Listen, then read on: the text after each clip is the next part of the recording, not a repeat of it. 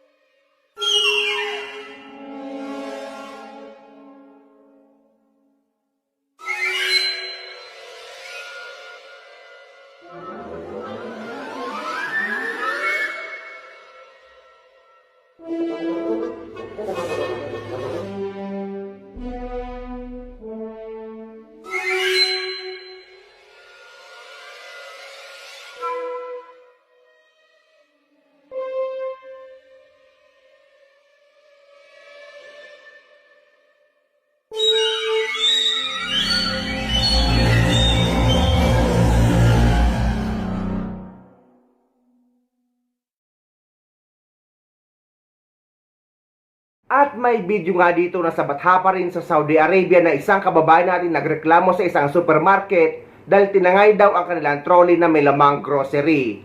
Ngunit nang tingnan ito sa CCTV, ang suspect na nakita ay isang kababayan natin na tumangay ng trolley nila. Grabe naman to.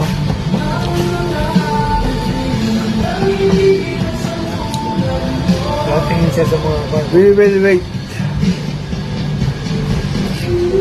Alas sa wipe din na Barsa? ايوه Kasagbat sila eh. Alibaba Kabir. See? Nilagyan. Papi check hada face? No one check number. Wala na. Yasin uttar Nilagay naman yung Kasi hada rakib. दूसरा आदमी का सामान तुम वो ट्रॉली में डाल के दिया अपने नंबर भी देखता नहीं है क्या भी देखता नहीं है Yes, papi kalam hada.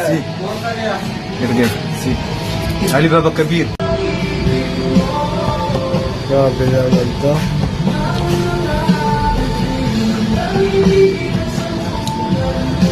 Tingin siya sa mga kan. We will wait.